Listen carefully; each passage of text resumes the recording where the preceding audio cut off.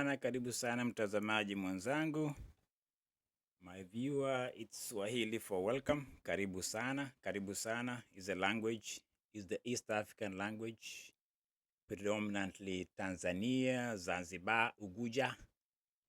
Kenyans have tended to forget it, but there are some people who still preserving it. I think it's a language that is very rich in dynamics, colloquies, and very romantic. If you know Swahili, you're doing very well, and you'll be a rich person as languages fade and get consolidated in the AI generation. AI. Now, I was talking to my wife today about our affinity and our glamoring towards AI and technology. One of the things we don't address is what behind all these new drive to bring technology in the fray. And we don't even look of the material that people use to generate maybe plasma screen TV. Is it OLED, where people, you can see a clear, almost like imposing television. And you wonder the material people use. We don't question that. We the consumers just consume from the front end, face value. We get excited, we get entertained. We don't ask.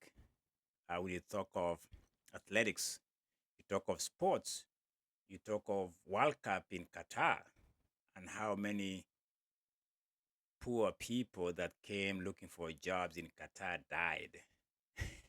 And yet we're celebrating goals, Argentina winning. I'm troubled sometimes when I don't ask those questions myself. My conscience doesn't feel very good. Where is the chicken that you ate coming from? Where is the pig? Where is the cow? Was it treated humanely? If I'm wearing a shirt like this, if I look at the tag, where was it made? Is that asking too much? Do you think if we just open up the Pandora box and look closely at the way we look at other things and investigate the human rights, the environmental rights, the inanimate rights, trees, animals, if we look closely, do you think we'll be better consumers? Just a question asking, do you think justice should apply to everything that has a soul? Is that a broad stroke? Is that asking too much? Am I thinking way too like a Puritan? Am I too saintly and righteous about things when I say that? I don't know. Comment if you think that subject bothers you. The source of your food, the source of what you use, the source of anything. Do I care how this iPad was made? What was the footprint that it cost in the global space of what was how many? Sometimes some of these things just makes you a little bit concerned because I think we subconsciously we want to keep things very simple, and in the simplicity we forget the complexity. If you look at me, for instance, you're just looking at me right now, you're watching this. Do you really know me? Do you know my makeup? You see, that is very simple face value stuff. It's very simplistic. If I'm eating and I'm very satisfied, I'm paying in a restaurant, I pay $20. Is that equivalent to what it took to get that food to your plate? Wow. I think those subjects are very uncommon, or those discussion or conversations. Did I touch a nerve with you? Did I make you think? I hope I did. Who is this guy? The guy is this guy, Timothy Cheruiyot, 2019 Doha World Champion, gold medalist, T28 front runner, ran away from the field. And 2020 post-COVID, he was behind Jacob Embriston, silver medalist, 2 years later after that. Timothy Cheruiyot is an old dog in track and field. Very old dog. He's a dinosaur. Look at the guy leaning forward. He has this way of running. Great guy. I think he's put himself in a place whereby we can recognize him. I remember watching him cooling down after the race in the mile race in Eugene, Prefontaine. I wanted to have a chat with him, but I have to respect their space too. I didn't want to intrude. And the guy was cooling down with the Netherlands 1500-meter runner. They just were just cooling down a small track or a smaller part of their warming environment in Eugene. They were cooling down for almost an hour. And the pace was not something I could keep up. And remember, they just finished a mile race. And I remember watching Timothy Cheruiyot. He's 31, is he? He's 30 years old. And he's 30 years old. He's Kenyan. Okay. He looks good for 30. Don't get me started on that discussion. I'm a Kenyan. He's 30. And I was watching him, like I say, cooling down. And the intensity of the cool down was, to me, my race pace right now, if at all I could keep up with them. And that tells you the quality of an athlete or the caliber of the athletes I'm looking at. I mean, these guys, they train at a very high threshold. Anyway, what is he doing right now? Why is he in the conversation? He's joining the women of this world who are seeking different challenges in different disciplines other than what they've been doing since 2019 when he was the world champion and a medalist in the Olympics. He's like, what else can I do here? Uh, so he wants to do a 5K. He wants to challenge what is left of him in the 5,000. He was third in the just concluded Sirikwa Classic cross country race in Eldoret, Kenya. And he's like, well, I can keep up with these boys.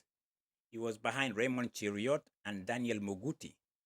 So he's like, well, these guys, they claim they are 5K, and I'm not very far from them. So I'll take the next challenge and go to the 5K. We wish him well. I'm a big fan of this guy for reasons that he has shown us he can do what I just told you he has done. And so he is going to the next phase, like other women. We talked about Faith doing the 10K the other day. You talk of MK Bo, 800 meters and shuts it down, and the rest of them. So he's taking a new challenge. I'm happy for his new phase of career. And this weekend, there's something else happening in the indoor. Is U.S. 2026 Indoor Championships in New York. Nothing much for me to share other than the fact that there's a predictions of what will happen to Cole Hawker. Is doubling up in the 15 and the 3K. Yared Naguso is going to be in the mix. Are they both doubling here? Nico Young, Nikki Hills, and Ellis and PRA in the 3,000, 1,500. She's the only one doubling. And Nikki is like, well, she's a 3-time indoor champion, Nikki. And Nikki is still doing her thing. This is going to be the Alithii, I can't even say that name, in New York.